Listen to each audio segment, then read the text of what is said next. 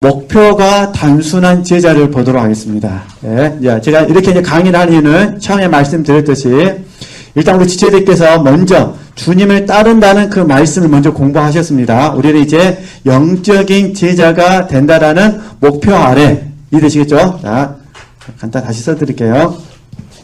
그러니까 주님께서 보실 때 영적인 제자, 성장과 성숙과 변화가 날마다 있는 영적인 제자, 다른 말로 하면 그리스도의 제자죠. 이 그리스도의 제자가 되기 위해서 목표를 가지고 이 목표를 이루기 위해서 첫 번째 어떤 훈련을 해야 되느냐 이 말입니다. 그게 뭐냐면 지금 목표가 뭐예요? 목표가 단순했으면 좋겠다 이 부분입니다. 목표가 지금 아시겠죠? 그러니까 지체들이 정말로 내가 그리스도의 제자 평생 동안 훈련해가지고 마지막 날 가장 아름다운 모습으로 주님 앞에 서겠습니다. 그리스도의 제자가 되겠습니다. 정말 영적으로 성장과 혼의 성숙과 몸의 변화를 통해서 정말로 주님을 쫓는 제자가 되겠습니다라는 거룩한 목적을 가지시고 이게 내 목적이 됐으면 좋겠다는 거예요. 그 목적을 가지고 우리의 목표, 삶의 목표도 뭐였으면 좋겠죠? 단순하게 이것과 일치되었으면 좋겠다 그런 부분입니다. 이게 일치. 그 나머지는 다 부수적인 거예요. 그냥 있으면 좋고 없으면 좀 불편하고 불행하진 않고 이해되시죠? 다시 봐보세요. 있으면 좋고 없으면 불편하고 그러죠? 불행하지는 않고 이렇게 이제 적용해 주셔야 돼요. 그러잖아요. 그러니까 우리에게 유일한 목적은 영적인 제자. 그러니까 내가 이 땅에 존재하는 이유도 영적인 제자. 그죠? 그리스도의 제자가 되는 겁니다. 다른 걸 생각하시면 안 돼요. 나의 유일한 목적은 그리스도의 제자가 되는 것이다. 이게 표도가 되는 겁니다. 그 나머지는 있으면 좋고 없으면 불편하지만 불행하지는 않는다. 이렇게. 그죠? 이렇게 적용하셨으면 좋겠습니다. 그죠? 있으면 좋고 없으면 불편하고 그 대신 나는 절대 뭐하지 않는다. 불행하지는 않는다. 그죠? 이렇게 적용하시면서 계속해서요 단순하게 하셔야 돼요. 그러니까 우리가 삶까지 단순하게 살면 좋겠지만 궁극적으로 우리가 주님 오심을 대망하고 있잖아요. 지금 제가 어제 한울소망도 말씀드렸지만 사실은 한울소망은 더 이렇게 좀 포괄적인 개념이고 더 실제적인 개념은 주님 이 땅에 오실 때까지잖아요. 그러니까 신약성경을 봐보세요. 주님 이 땅에 오실 때까지 초점을 맞춰줬어요. 요한계시록 마지막 절은 아닙니다만 마지막 절 윗절이잖아요. 아멘 주 예수여 어서 오시옵소서. 사실 이 말 위에 주님이 하신 말씀이 내가 속히 말하는 거죠. 오리라 그러거든요. 그러니까 주님께서 요한에게 속히 오리라고 말씀하시니까 요한이 뭡니까? 아멘 주 예수여 오시옵소서. 이게 사실 우리가 진정으로 구체적으로 대망하는 것은 주님이 이 땅에 오시는 것을 대망하는 것이고 그러냐 오실지 안 오실지 모르니까 우리가 하나님께 들어갈 날을 바라보면서 하늘을 소망하는 것이고 이렇게 이해하셨으면 좋겠습니다. 이런 의미에서 말씀드린 게 목표가 단순했으면 좋겠는데 그러니까 다시 이제 교재로 따서 나머지는 다 이제 보시면 되시고요. 그래가지고 제가 빌립보서 말씀, 빌립보서 3장 7절에서 14절 말씀, 그 다음에 2페이지 봐보시겠어요? 2페이지 다 잘하신 말씀이니까 히브리서 12장 말씀 이걸 가지고 제가 단순하게 딱 설명을 하겠습니다. 단순하게 하나씩 거예요. 근데 일단 그러면 우리가 늘 배웠듯이 지금 이 단순하다는 거는 우리 빌립보서 말씀 공부했으니까 1페이지에 가세요. 봐보세요. 제가 일단 다 써놨어요. 주님을 알고 그 다음에요. 얻고 그 다음에 소유함. 우리 이경 목사님도 그렇고 저도 그렇고 올 때마다 제가 이 말을 하잖아요. 주님을 알아야 됩니다. 주님을 얻어야 됩니다. 주님을 뭐 해야 됩니다. 소유해야 됩니다. 이렇게 말하잖아요. 그죠? 그러니까 이걸 우리가 지체들은 이제 툭 치면 이걸 설명할 수가 있어야 돼요. 사실 주님을 얻는다는 개념은 성경에 있는 개념이에요. 그죠? 이건 저 빌립보서 말씀 봐보실까요? 네, 또 이것을 찾아드리는 게 낫겠네. 네. 우리 1페이지 보시면은 빌립보서 말씀 몇 절? 네. 3장 7절에서 14절 말씀 있잖아요. 거기에 보면은 1, 2, 3 세 번째 줄 봐보시겠어요? 내가 그를 위하여 모든 것을 잃어버리고 배설물로 여김은 뭐가 있습니까? 그리스도를 뭐하고요? 얻고, 그리스도를 얻고. 보이시죠? 얻고. 안다는 건 잘 아시잖아요. 네 주 예수 그리스도를 아는 지식이 가장 고상하고, 이게 알고 얻고. 사실 소유한다는 건 성경에 없어요.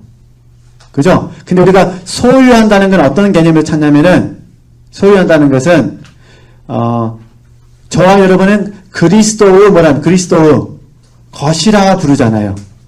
그죠? 그리스도의 것. 이 개념에서 이제 가져오는 거예요. 소유한다는 것은. 그리스도의 것. 그러니까 쉽게 말하면 저와 여러분은 주님의 소유예요. 또 놀라운 것은 주님의 것은 누구 거예요? 내 것이에요. 그죠? 그러니까 내 것도 주님의 것이고 주님의 것도 내 것이에요. 그러니까 소유한다는 건 뭐냐면은 실제적으로 나의 주가 되는 거예요. 그죠? 이 나의 주. 이때 저희들이 소유한다고 말하죠. 그러니까 알아야 되고 그 다음에요.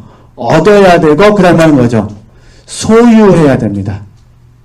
그러면 주님과 나는 이게 하나 일치가 됩니다. 그러니까 내 것도 주님 것이고 주님 것도 내 것이고 양심적에서 담대해야 됩니다.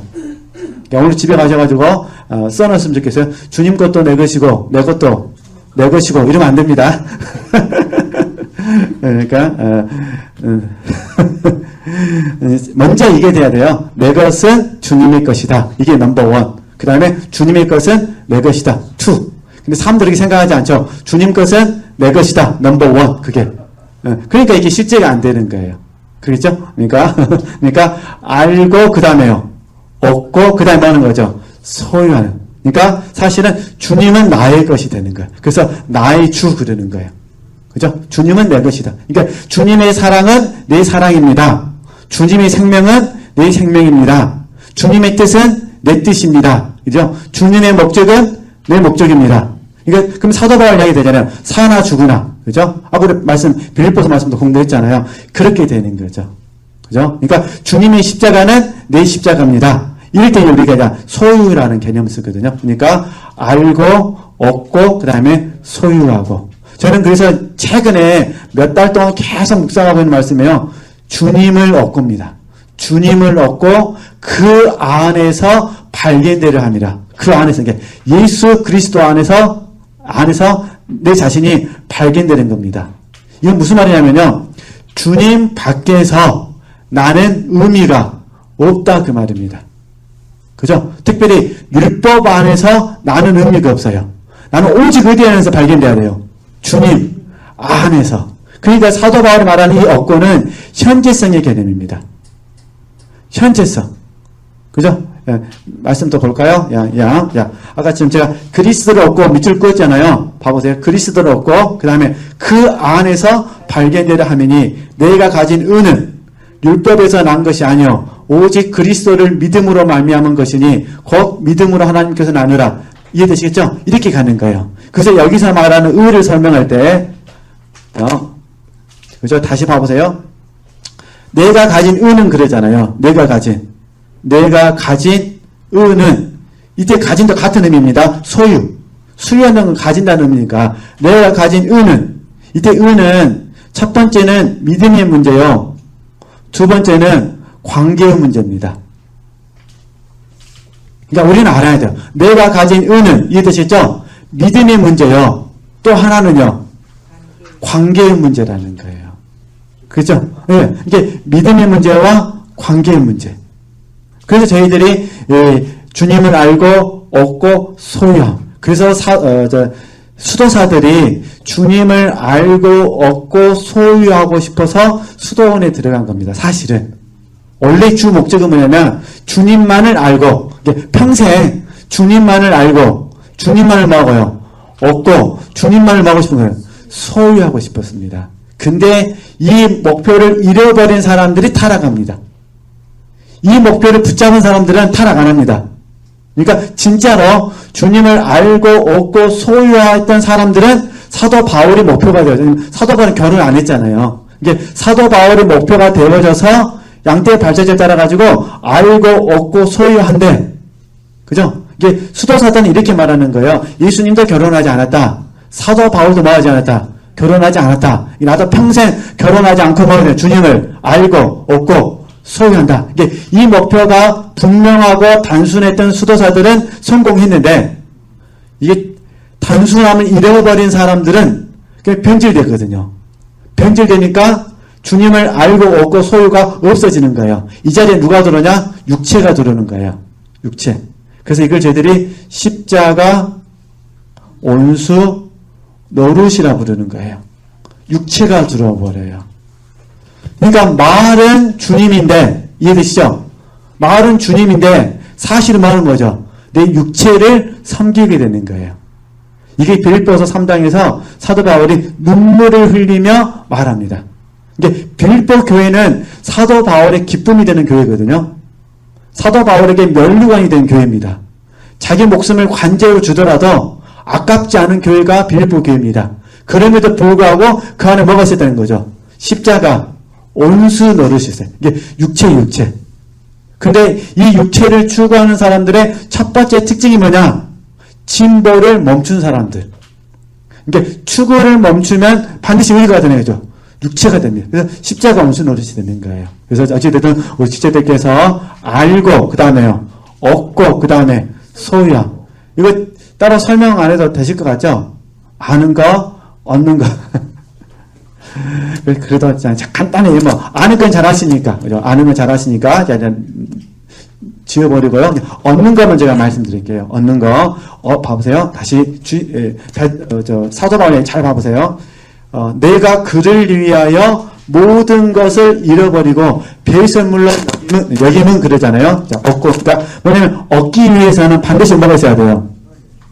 잃어버림이 있어야 돼요. 그러니까, 잃어버려야만 얻는 거예요. 그래서 많은 분들이 아는 것까지는 열심히 하는데 얻지를 못해요. 왜냐면 얻기 위해서는 뭐 해야 됩니까? 잃어버려야 돼요.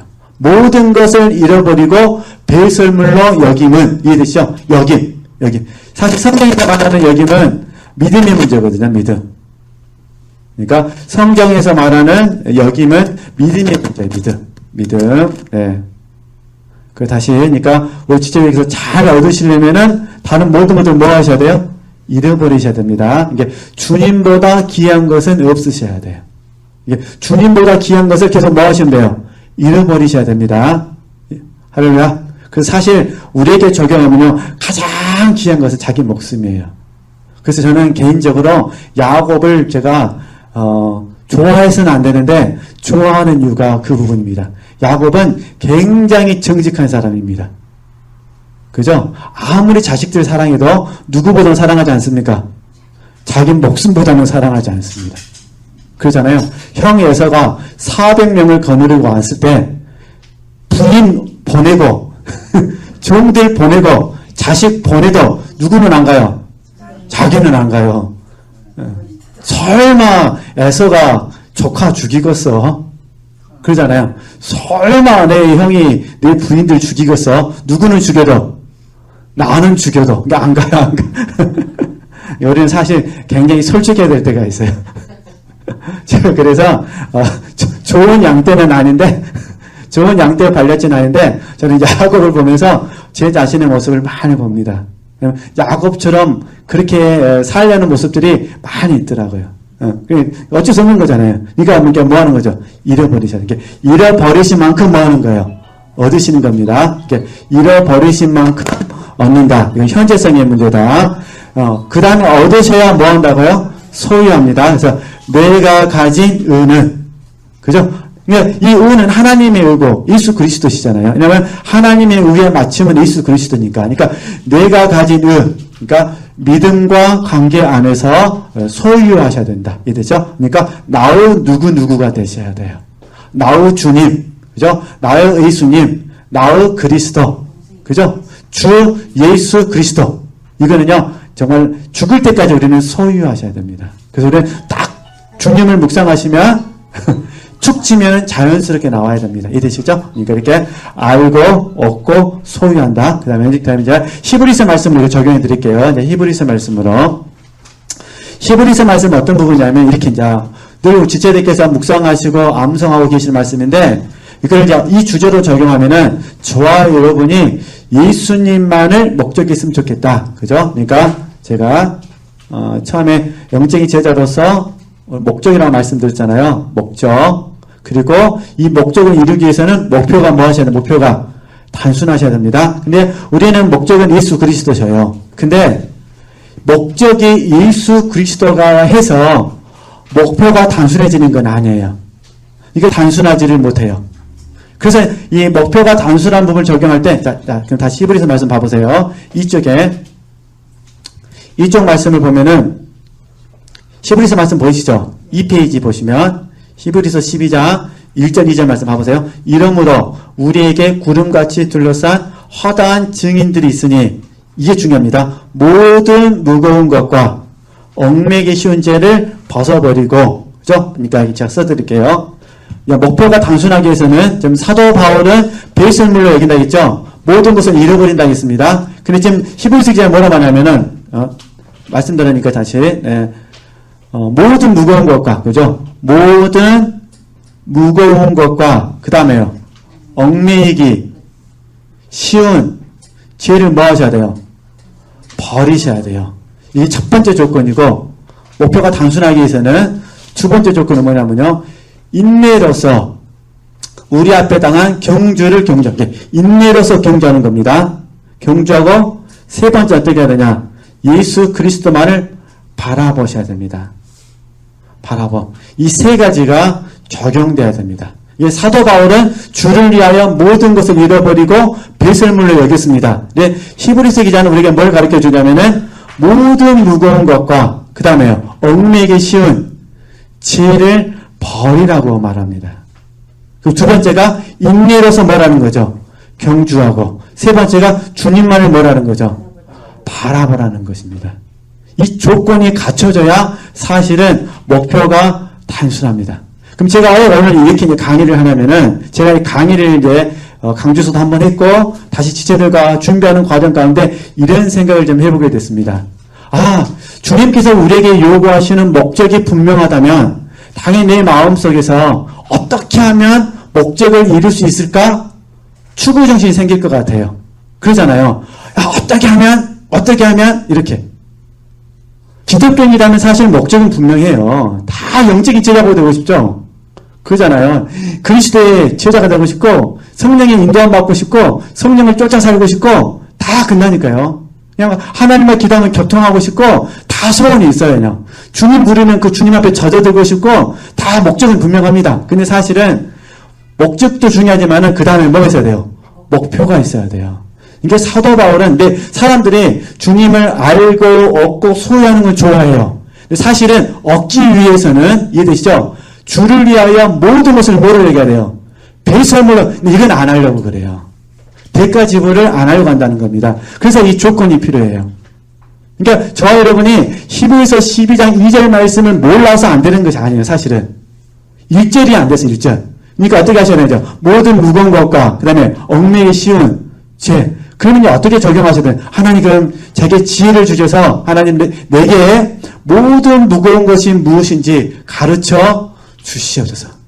사실 우리가 삶이 힘든 이유가요. 무거운 것 때문에 그러거든요. 그래서 늘 저희들이 마태복음 11장 말씀을 암송해도 막상 무거운 것이 오면 주님께 안 가시거든요. 그래서 주님께 가셔서 뭐 하셔야 돼요? 무거운 짐을 내려놔셔야 되는데 무거운 짐을 안 내려놓는 거예요. 내가 무거운 짐을 뭐 하는 거죠? 지려고 하는 거예요. 그러니까 대부분 사실은 인내로서 경주를 못 하는 거예요. 그죠? 그러니까 무거운 것과 그래서 이제 이 무거운 것을 버리는 과정은 이제 십자가에서 자기 부인 자아 부정을 통해서 이루어집니다. 근데 이제 이건 영적인 얘기는 이미 다 했기 때문에 한 가지만 제가 더 좀 실용적인 접근에서 제가 이제 무거운 것을 내려놓는 법을 좀 말씀드리도록 하겠습니다. 신앙 안에서 하는 방법은 다 하고 계시니까 좀 이해를 돕기 위해서 심리적인 부분에 있어서 이 모든 무거운 것을 내려놓는 방법은 뭐냐면요. 이게 있어요. 자기의 과제와 다른 사람의 과제를 분리하는 법을 배우셔야 됩니다. 지금 이게 요즘 우리 강조해서 화두가 돼가지고 좀 계속 그렇게 인용되는 부분이거든요. 아들러 심리학의 큰 주제는 아니지만은 또 굉장히 중요한 주제이기도 한데 어쨌든 그래서 자기의 과제와 다른 사람의 과제를 분리를 해야 됩니다. 우리는 딱 사랑을 하게 되면 어떤 마음을 갖게 되냐면 지금 사실 모든 무거운 것은요 우리가 사랑하는 것 때문에 그렇습니다. 사랑하기 때문에 무겁습니다. 그죠? 사랑 때문에 사랑. 지체들이 사랑하지 않는 것이 뭐가 무겁겠어요. 그죠? 예. 사랑하니까. 사랑까지는 아니더라도 최소한 내 마음속에 하여튼 정이 들어가, 정이. 정이 들어가면 세숫대는 버리실 수 있어요, 없어요? 못 버리시죠?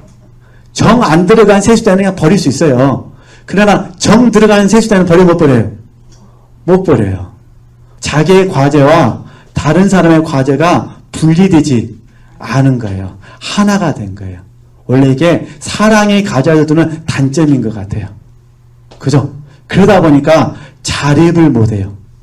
자립을 못 시키는 거예요. 지금 그와 나가 일체인데 이해되죠? 그걸 자립을 시켜야 되는데 그 자립이 안 될 것 같아요. 내 불안해가지고. 그러니까 자립을 못 시키고 뭐 하는 거죠? 계속 품고 사는 거죠. 그래서 이게 뭐냐면 자기의 과제와 다른 사람의 과제를 분리하는 거예요. 여기에서 이제 조심해야 될 게 뭐냐면은 여기서 조심해야 될 게 감정이입하고 공감하는 것은 다르다는 것을 우리 지체들이 좀 배워주셔야 돼요. 감정이입하고 공감은 달라요. 근데 우리는 감정이입을 뭘로 생각하냐면 공감으로 생각해요. 쉽게 말해서 그가 아프면은 나도 뭐 해야 돼요? 아파야 돼요. 그건 불가능합니다. 그러면은 둘 다 죽습니다. 지금 자녀들에게 혹시 어려움이 있을 때 봐보세요. 자녀가 힘들면 부모님이 힘드시죠? 같이 아프면 누가 자녀를 돌보죠? 그러잖아요. 둘 다 아프면. 지금 자녀에게 아픔이 있어요. 자녀가 좀 불행한 것 같아요. 그럼 나도 자녀와 같이 뭐 해야 되지? 불행하면. 그럼 둘 다 불행한 사람들끼리 앉아있으면 누가 돌보죠? 그러잖아요. 집에만 가면 불행한 사람 둘이 있는 거예요. 그죠? 아니면 세 명이 있거나. 그죠? 그러잖아요. 그러면은 돌봐줄 사람이 없잖아요. 그러니까 우리 부모님들이 혹시 자녀들 때문에 속썩이다 하더라도 감정이입이 되시면 안 됩니다. 뭘로 가셔야 돼요? 공감을 해줘야 돼요. 참 우리 자녀가 힘들게 살구나. 참 우리 자녀가 불쌍하구나.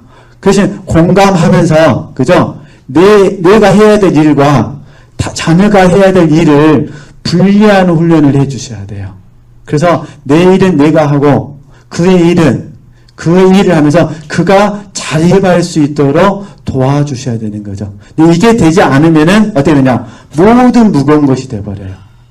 너무너무 무거워요, 내가. 무거워. 이게 무거운 것을 가지고 주님을 바라보면 될까 안 될까? 안 돼요. 무거운 것을 지고 있으니까 인내가 안 되는 거예요.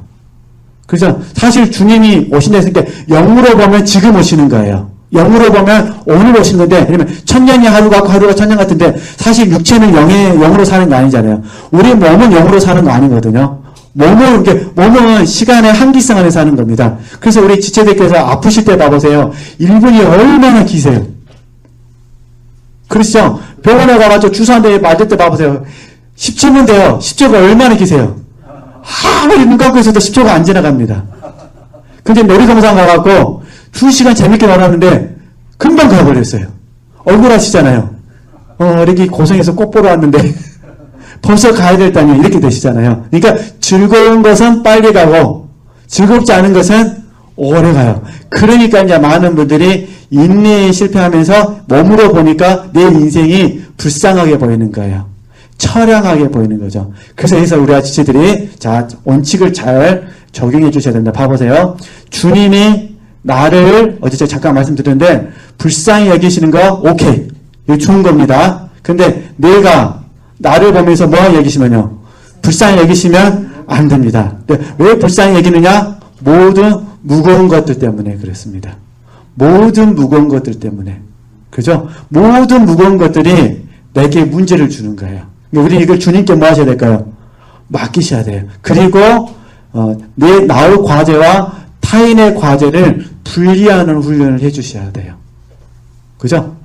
쉬운 공과는 아닙니다. 제가 해보니까 쉬운 공과는. 그러면서 감정이입하고 그 다음에요. 공감을 구분하셔야 돼요.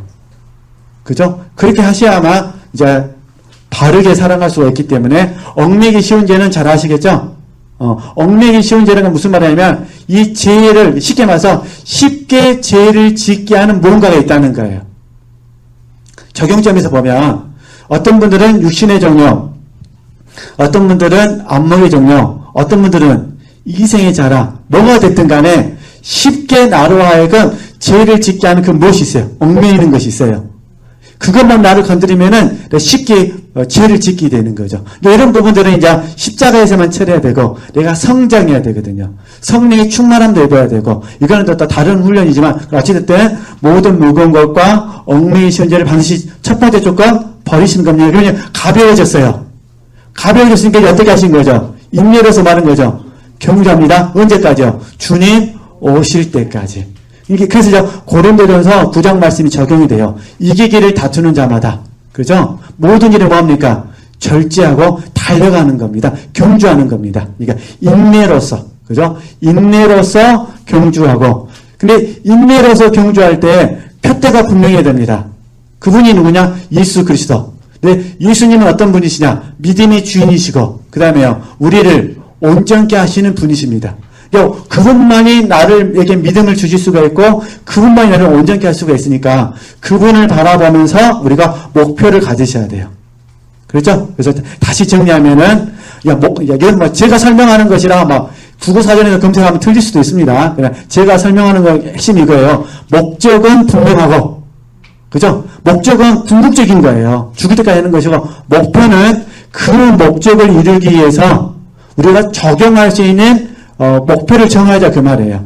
그죠? 그러니까 그렇게 어떤 자 발음만 좋으면 영어로 딱 설명해 드릴 수가 있는데 어쨌든 그렇게 하시고, 그러니까 목적과 목표는 좀 다르다는 거. 그러니까 목적이 더 큰 개념이고, 그 목적을 이루기 위해서 세부적인 목표가 있으셔야 한다. 그래서 제가 이렇게 그래서 목표가 단순한 제를 썼고요.